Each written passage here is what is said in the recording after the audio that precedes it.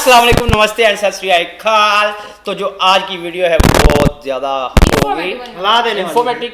अच्छा, इंफॉर्मेटिव तो होगी। इस वीडियो में हम क्या जानने वाले हैं, वो ये बताएंगे इंडिया कमिंग टू तीसरे नंबर पे। मैं आपको ये बताता हूँ कि इंडिया कहते हैं 2030 तक जापान को तो कर दिया, जर्मनी को बीट करेगा, फिर आगे रह जाएंगे दो देश। अच्छा, ये हम नहीं चाइना, जानते। मेरी बात सुनो। हमारे सामने ऑप्शन होंगे तीन, America, China, I think second पे जर्मनी है अभी, थर्ड पे ना जर्मनी। हाँ जर्मनी तो सेकंड पे कैसे आ सकता है? सेकंड पे चाइना है।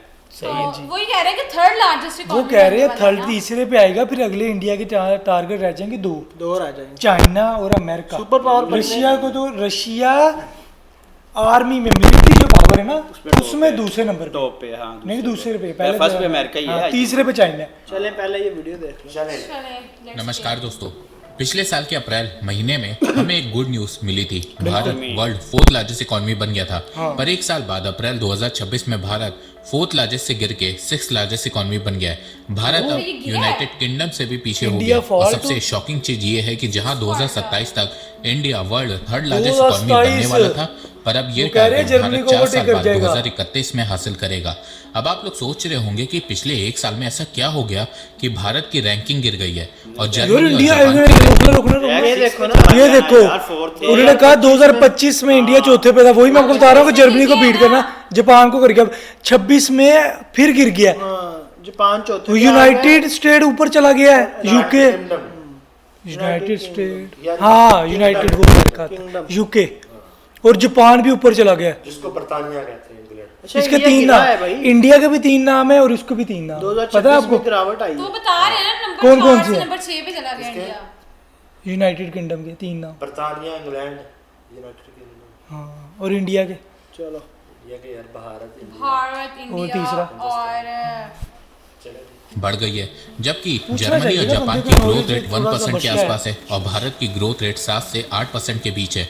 तो चलिए सभी रीजन के बारे में एक एक करके बात करते हैं और साथ में इंडियन इकोनॉमी के फ्यूचर के बारे में भी जानेंगे कि इंडिया कब $5 ट्रिलियन और $10 ट्रिलियन जीडीपी बनेगा। पर पहले आप लोग चैनल को सब्सक्राइब करना बिल्कुल भी मत भूलिएगा। सबसे पहले मैं एक चीज क्लियर कर दूं कि भारत की रैंकिंग गिरने से ये मत समझ लेना कि इंडियन इकोनॉमी में कुछ प्रॉब्लम चल रही है या इंडियन इकोनॉमी स्लो डाउन में जा रही है। ऐसा कुछ नहीं है। IMF ने अप्रैल 2026 की रिपोर्ट में ही बताया कि जहां वर्ल्ड की ग्रोथ रेट 3% रहने वाली है, वहीं इंडिया की ग्रोथ रेट डबल 6.5% से ज्यादा रहने वाली है और भारत नेक्स्ट 2 इयर्स तक world fastest growing major economy रहने वाला है। तो इंडियन इकोनॉमी में स्लो डाउन या रिसेशन नहीं आने वाला है। चाइना की तो अब आप लोग सोच रहे होंगे कि इंडिया की रैंकिंग गिरी क्यों। तो देखो, इसके पीछे दो मेन कारण हैं और वो दोनों कारण इंडिया के इंटरनल हैं। पहला रीजन है बेस ईयर चेंज। पिछले साल IMF ने इंडिया को C ग्रेड वाले ग्रुप में रखा था। IMF का कहना था कि इंडिया का डेटा सही है लेकिन मेथड कैलकुलेशन पुराना है, वीक है, अपग्रेड करने की जरूरत है। IMF का कहना था कि इंडिया जीडीपी कैलकुलेट करते समय बेस ईयर 2011-12 का यूज करता है, जो काफी पुराना हो गया है। 2011 के टाइम इंडिया में ना UPI था, ना EV रेवोल्यूशन था, स्टार्टअप भी इतने बड़े नहीं थे, डिजिटल इकोनॉमी का स्केल बहुत छोटा था, GST भी एग्जिस्ट नहीं करता था। आज की इंडियन इकोनॉमी कम्प्लीटली डिफरेंट है, फिर भी इंडिया जीडीपी कैलकुलेशन में ओल्ड बेस ईयर यूज कर रहा है, जो डेटा आउटडेटेड हो गया है। तो इसके बाद इंडियन गवर्नमेंट ने बेस ईयर चेंज करके 2022-23 रख लिया है, जिसके चलते इंडिया की जीडीपी थोड़ी कम हो गई है। इंडिया की जीडीपी 357 लाख करोड़ रुपए थी, जो कम होकर 345 लाख करोड़ रुपए हो गई है। इसके साथ साथ पिछले एक साल में इंडियन रुपी डॉलर के अगेंस्ट 12% कमजोर हो गया है, 84 से 95 तक पहुंच गया है। वो तो पिछले 2 हफ्तों में RBI ने इंटरवेंशन किया, जिसके चलते रुपी 92 तक वापस आ गया है, वरना अगर रुपी 95 होता तो इंडिया की जीडीपी और कम हो जाती। तो जीडीपी बेस ईयर और रुपी के वीक होने से इंडिया की रैंकिंग गिर गई है। वहीं जापानीज येन एक साल में 11% कमजोर हुआ है, भारत से कम कमजोर हुआ है, और पाउंड एक साल में वैसा ही रहा है, जिसके चलते जापान और यूके इंडिया से आगे हो गए हैं। पर अगर आप इन तीनों देशों की जीडीपी देखोगे तो आपको डिफरेंस बहुत कम नजर आएगा और इसी के चलते कहा जा रहा है कि इंडिया नेक्स्ट ईयर ही 2027 में यूके और जापान को वापस से बीट करके वर्ल्ड की 4th लार्जेस्ट इकोनॉमी बन जाएगा। देखो, ये पहली बार नहीं है कि इंडिया की रैंकिंग गिरी है। 2017 में इंडिया ने फ्रांस और यूके को बीट करके 5th लार्जेस्ट इकोनॉमी बन गया था, पर फिर 2018 में रुपी कमजोर हुआ और इंडिया वापस से 5th रैंक से फिसल कर 7th पोजीशन पे आ गया था। तो रैंकिंग की चिंता इंडिया को नहीं है, चिंता है रुपी के वीक होने की। 2017 में ऊपर गया था, 18 में कहना था कि इंडियन रुपी 2028-29 तक 92 से 94 के बीच में रहेगा, पर पिछले एक साल में इंडियन रुपी की इतनी बुरी तरह से पिटाई हुई है कि रुपी 95 को क्रॉस कर चुका है और हो सकता है कि आने वाले एक साल में रुपी 100 को भी टच कर जाए। तो रुपी के कमजोर होने से इंडिया की जीडीपी बहुत तेजी से नहीं बढ़ पा रही है। एग्जांपल देके समझाता हूँ। इंडिया की जीडीपी 345 लाख करोड़ रुपए है, डॉलर टर्म्स में 3.9 ट्रिलियन डॉलर्स है। इंडिया अब 4 ट्रिलियन डॉलर जीडीपी भी नहीं रहा है। जो आप लोग विकिपीडिया या बाकी जगह पे इंडिया की जीडीपी 4.1 ट्रिलियन डॉलर देख रहे हैं, वो इंडिया 2026 के एंड तक बनेगा। अब सोचो, अगर रुपी 92 की जगह 80 होता तो इंडिया की जीडीपी 4.3 ट्रिलियन डॉलर होती और इंडिया 4th लार्जेस्ट इकोनॉमी बना रहता। और अगर रुपी 70 होता तो इंडिया की जीडीपी 5 ट्रिलियन डॉलर होती। तो रुपी के गिरने का इतना मेजर इंपैक्ट पड़ता है इंडियन इकोनॉमी पे। और अगर रुपी ऐसे ही गिरता गया तो इंडिया और चाइना की जीडीपी के बीच गैप बहुत तेजी से बढ़ता जाएगा। अगर यहाँ से रुपी 92 से 95 के बीच स्टेबल रहा तो 2031 में इंडिया 3rd लार्जेस्ट इकोनॉमी बनेगा और इंडिया की जीडीपी उस समय 6.7 ट्रिलियन डॉलर होगी। पर उस समय तक चाइना की जीडीपी 27 ट्रिलियन डॉलर हो जाएगी, हमसे 4.5 गुना ज्यादा। भले ही आज के समय चाइना 4% से ग्रो कर रहा है और हम 7% से ग्रो कर रहे हैं, पर चाइना ने पिछले 20 सालों से अपनी करेंसी को 6 से 8 के बीच में मेंटेन करके रखा हुआ है और वहीं रुपी हर साल कमजोर हो रहा है, जिसके चलते इंडिया और चाइना की जीडीपी के बीच गैप तेजी से बढ़ता जा रहा है। और रुपी के कमजोर होने से उसका नेगेटिव इंपैक्ट इंडियन इकोनॉमी पे भी पड़ना शुरू हो गया है। इंडिया का इंपोर्ट बिल पिछले साल के मुकाबले तेजी से बढ़ गया है, जिसके चलते इंडिया का ट्रेड डेफिसिट भी पिछले साल के मुकाबले तेजी से बढ़ गया है। सॉल्यूशंस। अब बात करते हैं सॉल्यूशन की। तो देखो, भारत को सबसे पहले रुपी को स्टेबल रखना होगा और रुपी को स्टेबल और स्ट्रांग बनाने के लिए भारत को सबसे पहले ट्रेड डेफिसिट से ट्रेड सरप्लस कंट्री बनना होगा। चाइना का युआन इसलिए 20-30 सालों से स्टेबल है क्योंकि चाइना एक्सपोर्ट ज्यादा करता है और इंपोर्ट कम करता है, जिसके चलते चाइना के पास डॉलर ज्यादा आता है। वहीं भारत एक्सपोर्ट कम करता है और इंपोर्ट ज्यादा करता है, तो भारत को इसे रिवर्स करना होगा और अपने एक्सपोर्ट को तेजी से बढ़ाना होगा। अब आप लोग सोच रहे होंगे कि ये होगा कैसे। तो देखो, भारत सबसे ज्यादा क्रूड ऑयल खरीदता है। भारत ने फाइनेंशियल ईयर 2026 में 180 बिलियन डॉलर का सिर्फ क्रूड ऑयल खरीदा था। तो हमें क्रूड ऑयल से ईवी और रिन्यूएबल एनर्जी में शिफ्ट करना होगा। वहीं दूसरी तरफ अपने इलेक्ट्रॉनिक एक्सपोर्ट को तेजी से बढ़ाना होगा। इसके अलावा एज एन इंडियन हमें मेड इन इंडिया को सपोर्ट करना होगा और ये करने से भारत का ट्रेड डेफिसिट कम होने लगेगा। इसके अलावा भारत को फॉरेन इन्वेस्टमेंट को अट्रैक्ट करना होगा, जिससे ज्यादा से ज्यादा इन्वेस्टमेंट भारत में आ सके। भारत में जितना foreign direct investment FDI inflow बढ़ेगा, उतना भारत में डॉलर का इनफ्लो बढ़ेगा, जिससे भारत को इंटरनेशनल मार्केट में ज्यादा डॉलर नहीं खरीदना पड़ेगा, जिसके चलते इंडियन रुपी वीक नहीं होगा। अगर भारत सरकार और RBI को रुपी को और ज्यादा गिरने से बचाना है तो उसके लिए इंडियन रुपी को तेजी से इंटरनेशनल करेंसी भी बनाना होगा। आज के समय भारत और रशिया के बीच ज्यादातर ट्रेड रुपी रूबल में हो रहा है, तो ऐसा मैकेनिज्म भारत को कई देशों के साथ बनाना होगा। भारत को उन देशों के साथ रुपी में ट्रेड करना होगा जिनके पास डॉलर की शॉर्टेज हो गई है, या उन देशों के साथ रुपी में ट्रेड कर सकता है जिन देशों पे US ने हैवी टैरिफ इंपोज करके रख दिया है। अब इंडिया को यहाँ पे दिमाग से काम लेना होगा। भारत जितना रुपी में ट्रेड करेगा उतना इंडियन रुपी इंटरनेशनल करेंसी बनता जाएगा और फिर स्ट्रांग होता जाएगा। कई एक्सपर्ट ने बताया कि अगर भारत सिर्फ अपनी नेबर कंट्री जैसे कि नेपाल, भूटान, श्रीलंका, बांग्लादेश, म्यांमार, चाइना और साथ में रशिया के साथ अगर रुपी में ट्रेड करता है तो भारत की डिपेंडेंसी डॉलर में 16.38% कम हो जाएगी। 16% ट्रेड भारत सिर्फ इंडियन रुपी में कर सकता है। यहाँ पे चाइना भी भारत का साथ दे सकता है। तो फ्यूचर में आप लोग बिल्कुल भी शॉक मत होना कि अगर भारत, चाइना और रशिया साथ में डी-डॉलराइजेशन में एक साथ काम करे। Future of Indian economy. Future की बात करें तो India next year 4th largest economy बन जाएगा। अगर रुपी थोड़ा और वीक हुआ तो भी इंडिया 4th लार्जेस्ट इकोनॉमी बन जाएगा, पर अगर रुपी क्रैश करके 100 पहुंच गया तो फिर भूल जाओ, तब इंडिया 2028 में 4th लार्जेस्ट इकोनॉमी बनेगा। 3rd लार्जेस्ट इकोनॉमी की बात करें तो अभी करंट सिचुएशन को देखते हुए इंडिया 2031 के लास्ट के कुछ महीने में 3rd लार्जेस्ट इकोनॉमी बन सकता है। जीडीपी की बात करें तो इंडिया 2028 में 5 ट्रिलियन डॉलर जीडीपी बनेगा और 2035 तक 10 ट्रिलियन डॉलर जीडीपी बनेगा। बस इंडिया को रुपी को वीक होने से बचाना होगा।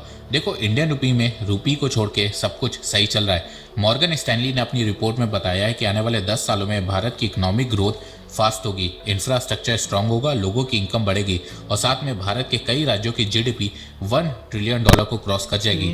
जितनी डेवलपमेंट भारत ने बीते 10 सालों में की है, आने वाले 10 सालों में वो दुगनी होने वाली है। पिछले 10 सालों में मोदी सरकार ने देश की अर्थव्यवस्था को स्ट्रांग बनाने के लिए बहुत सारे रिफॉर्म किए हैं और इन्हीं रिफॉर्म को स्टडी करने के बाद मॉर्गन स्टैनली ने कहा है कि पिछले 11 सालों में भारत मोदी गवर्नमेंट के अंडर पूरी तरह से ट्रांसफॉर्म हो गया है और इन्हीं सब चीजों का फायदा भारत को आने वाले 30 सालों तक मिलने वाला है। फ्यूचर प्रिडिक्शन की जा रही है कि आने वाले 30 सालों तक भारत की ग्रोथ रेट 6% से ज्यादा ही होने वाली है। 2020 से 2030 के बीच भारत की एवरेज ग्रोथ रेट 6.5 से 7.5% के बीच होने वाली है।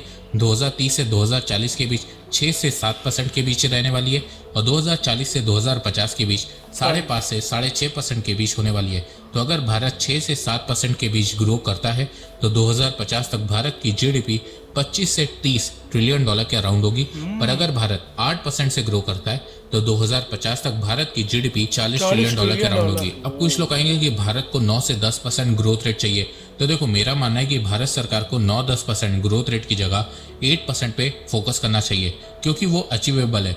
9-10% ग्रोथ रेट को मेंटेन रखना बहुत मुश्किल होता है और वो सिर्फ चाइना कर सकता है, क्योंकि चाइना में पॉलिटिक्स नहीं होती है। भारत में पॉलिटिक्स सबसे ज्यादा होती है। इंफ्रास्ट्रक्चर को लेकर प्रोटेस्ट होता है, फैक्ट्रीज को लेकर प्रोटेस्ट होता है। कुछ इन्फ्लुएंसर ऐसे हैं जिनका मेन मोटिव भारत को नीचा दिखाना, नेगेटिव दिखाना होता है। चाइना में ऐसा नहीं होता है। तो भारत सरकार को 8% ग्रोथ रेट पे फोकस करना चाहिए। इसके अलावा भारत को बस अपने इंफ्रास्ट्रक्चर को स्ट्रॉन्ग करते रहना है और क्वालिटी ऑफ लेबर फोर्स पैदा करना है, और इतना करने से ही भारत भी चाइना की तरह इकोनॉमिक पावर हाउस बन सकता है। इसके अलावा भारत सरकार को इन्फ्लेशन को कम रखना होगा, जिससे भारत में प्रोडक्ट कॉस्ट ज्यादा ना बढ़े और स्टैंडर्ड ऑफ लिविंग मेंटेन रहे।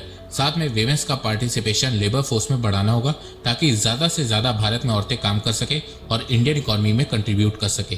तो दोस्तों, आपको ये वीडियो कैसा लगा? आप अपनी राय मुझे कमेंट सेक्शन में बताइए। तो अच्छा, वीडियो वाकई उन्होंने बहुत कमाल की बनाई है। अच्छा, ये वीडियो मैं आपको ये बताऊं, मुझे नहीं पता था कि इंडिया छठे नंबर पे आ गया। इंडिया छठे पे आ गया। मैंने तो ये बात का मुझे भी नहीं पता है। 2026 में है, 2026 में हुआ है। क्योंकि इनका पाया गिरा है ना, अगर पाया गिरा है। अप्रैल तक, अब हम तक बात पहले करें। 84 का था, अब 95 पे चला गया। तो जैसे जैसे ये बढ़ेगा इकोनॉमी नीचे आएगी, जैसे जैसे नीचे जाएगा इकोनॉमी ऊपर जाएगा। जब पहले ये डॉलर नहीं होता था, आपको पता है? बात को समझे नहीं। जैसे बात देखो तो 84 पे बात नहीं, मैं करें ना, उस्मान भाई की बात का जवाब दे रहा हूँ। वो आप बात समझ लिए। 84 पे था तो वो क्या था कि आपने अपने इंडियन रुपीज के साथ डॉलर की प्राइस को मैनेज करना है एक दूसरे के साथ, ठीक है ना। पहले 80 पे था ना, तो अगर आप उसको इंडियन रुपीज को लेके आते तो वो पाकिस्तानी लगभग 3.5 रुपए पे चला जाता था। अब भी वो चला गया 95 पे चला गया है। जब 95 पे चला गया ना, तब पाकिस्तानी रुपीज लाइक के 3 रुपए के बराबर आ गया। तो उतना ही डॉलर की वैल्यू उसमें बढ़ जाती है। तो वो आपकी क्या प्राइस ये को मैनेज सबसे करता जो है। मेन अब इमरान भाई की बात वो सुनिए। एक्सपोर्ट, जितनी आप Import, एक्सपोर्ट export। करेंगे उतना आपकी जो इकोनॉमी है वो बढ़ेगी। तो भारत यार टॉप पे है इंपोर्ट एक्सपोर्ट में यार। इंपोर्ट ज्यादा है, एक्सपोर्ट इंपोर्ट ज्यादा है, एक्सपोर्ट कम है। आप आपके एक्सपोर्ट ज्यादा नहीं, होगा इनके तो आपकी मुल्क से economy चीजें better कम जाती हैं, हाँ, बाहर से दूसरे ज्यादा। मुल्कों से चीजें ज्यादा जाहिर सी इनके बात है, मुल्क हम में। एक्सपोर्ट करेंगे, आपको पैसा आएगा, आपकी चाइना इकोनॉमी की ऊपर तरक्की जाएगी। का राज पता है क्या है? कि उधर हर चीज वो बाहर के वो मुल्क एक्सपोर्ट डॉलर लेते हैं। डाल लेते हैं। मतलब उनका ये बेनिफिट है इस टाइम चाइना का। जो कंट्री अच्छा, जितना कहते ज्यादा हैं एक्सपोर्ट करेगी, उनकी इकोनॉमी उतनी ज्यादा कि बढ़ेगी। पता नहीं कितने कहते हैं साल हो गए कि इंडिया चाइना ने डॉलर अपना मेंटेन रखा हुआ है। कि वो और 5 सबसे बड़ी बात ये है है। कि हाँ। उनकी जो हुकूमत है ना वो स्टेबल है।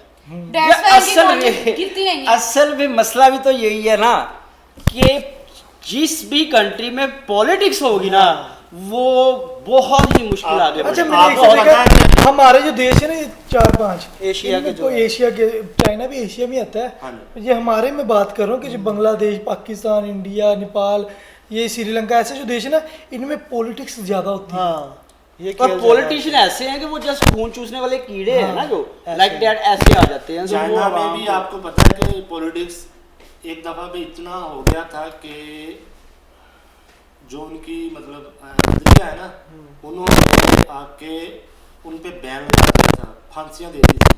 अच्छा, आपको हाँ, इस अपनी चीज़ का गवर्नमेंट पता के, है? हाँ। मेरे ख्याल में आई थिंक कहते हैं कोई 250 से 300 बंदों को फांसी। किसने दी थी? हाँ, ये शी चिनपिंग ने, ये जब प्रेसिडेंट बना था। अच्छा, एक बात सुनो आप। हाँ, जो मेरी बात सुनो, आप चाइना की बात कर रहे हैं ना, करप्शन करते थे। जो अभी का चाइना का वो प्राइम मिनिस्टर है शी चिनपिंग। शी जिनपिंग, इसके आने से आप पहले अगर चाइना को रिजल्ट देखते हो ना, चाइना एक पुअर कंट्री में शामिल थे।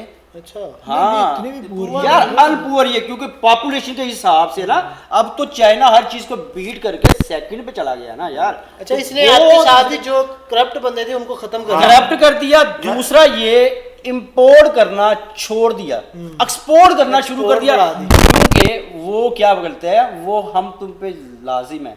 हम अगर अपने दिल से कुछ करेंगे ना तो हम अपने मुल्क के साथ भी लॉयल हैं, हमें बाइक से कुछ लाना नहीं पड़ेगा।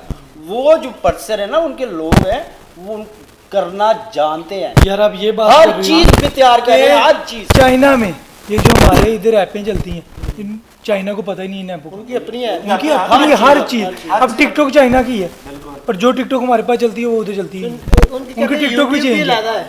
भाई उनका यूट्यूब है ही नहीं है, उनके पास है ही उनका नहीं। अपना सॉफ्टवेयर अपने मुल्क के है। यूट्यूब भी उनका अपना है, अपने मुल्क की है। हाँ, अपने मुल्क हाँ। की कह रहा हूँ, गूगल हर चीज उनका अपना आप है। अपने अंदर देख लें, पाकिस्तान में आप मोस्टली हर चीज कितनी देखेंगे, made in China, made in China, made in बिल्कुल चाइना, ऐसा मतलब इतनी एक्सपोर्ट उसकी करते हैं। रीजन है ना, देखें चाइना से लोग स्टडी वीजा लगा के अदर्स कंट्री नहीं जा रहे हैं, चाइना वो में। अपने ही कंट्री को डेवलप कर रहे हैं। अच्छा, एक चीज- यहाँ पे क्या है, जो थोड़ा बहुत स्टडी करता मेरा है एक वो अदर्स सवाल कंट्री था, निकल जाएगा। फिर मैं भूल जाऊंगा।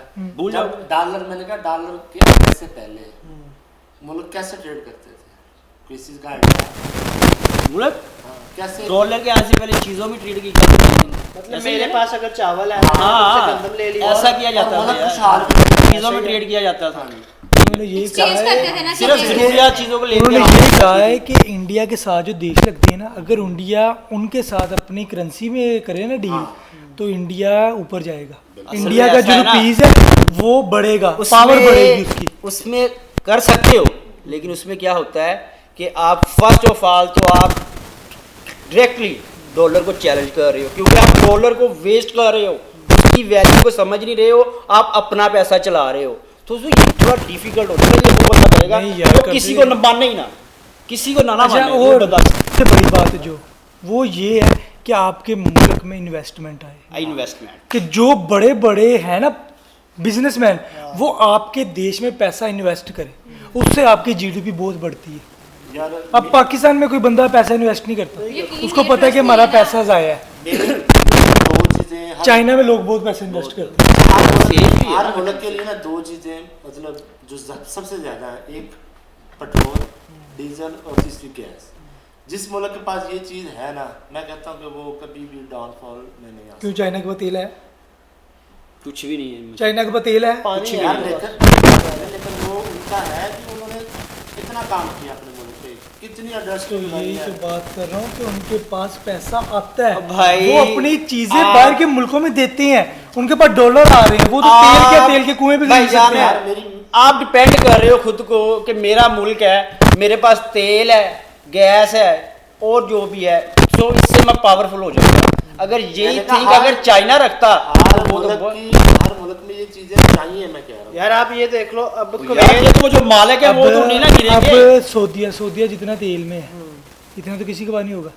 सऊदीया क्यों नहीं आ रहा? टॉप 10 की लिस्ट में नहीं आता जीडीपी। भाई वो डेमोक्रेसी में जाते यार आप हैं ये देख लो, अब कुवैत कितना छोटा सा मुल्क है, ठीक है। कि उनकी रीजन है, उनको पता है कि हमारी 100 नस्लें भी यहाँ पे बैठ के खाएंगी ना हमारे मुल्क की, हमें कोई कमी नहीं आने वाली है। वो भी किसी भी अमेरिका के डेमोक्रेसी में पीछे नहीं चलते काम नहीं करना अपने मुल्क वो में। अमेरिका के पीछे चलते क्या हैं। नहीं कर रहे हैं? मतलब उन्होंने कोई काम नहीं करना। आप सर्च करके देखें वो कितना कुछ कर रहे हैं। उनको पता है कि पेट्रोल दुनिया पे बहुत ज़्यादा यूज़ हो रहा है, पेट्रोल ख़त्म होने के इत्तदार पे आ रहा है, तो वो पता नहीं किस किस तरफ जा रहे हैं, पता नहीं किस किस तरफ जा रहे हैं। यार एक पेट्रोल है, ये तो नहीं कि पेट्रोल दुनिया में ख़त्म ही नहीं होना है, ये तो नहीं है कि ख़त्म ही नहीं होना है, तो वो बड़ी थे बड़ा बड़ा मूव कर रहे हैं, पता नहीं किस किस तरफ मूव कर रहे हैं, लेकिन हम लोग नहीं कर पर रहे हैं। नहीं यार विकी, पेट्रोल कैसे देश में एक चीज है, एक चीज के तेल है, ये एक चीज का बाग है, उधर आपको पता है कि वही चीज बननी है, तो वो खत्म कैसे होगी? बननी नहीं है, तो कुदरती है ना, कुदरत है।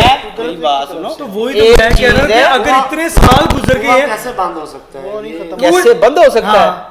पानी के कुएं सालों 100 कुएं जिनमें पानी था बंद पड़े हुए हैं, आपने अपनी खुद हिम्मत से वो पंप जब लगा आप के उसको निकाल maintain नहीं रहे हैं। करेंगे। आपको मैं कल की वीडियो पेट्रोल पे दिखा देता हूँ, ठीक है, कि पेट्रोल को किस तरीके से पेट्रोल डीजल को सेव किया जा रहा ओ है। यार, आने वो वाले टाइम में वीडियो पेट्रोल आप भी आपको और नहीं साथ ये है। और ये हकीकत है यार, कतर जैसे मुल्क सेविंग कर रहे हैं, भाईजान वो अपने आप को मूव कर रहे हैं और चीजों पे लगा रहे हैं, हालांकि वो बादशाह मुल्क है। हमने नहीं सुना है ना कोई वीडियो देखी इस बारे में। चले नहीं गाइस, बाकी ये था आज का वीडियो। आप क्या कहते हैं इससे रिलेटेड कमेंट सेक्शन में लाजमी बताइएगा। मिलते हैं अगली वीडियो में।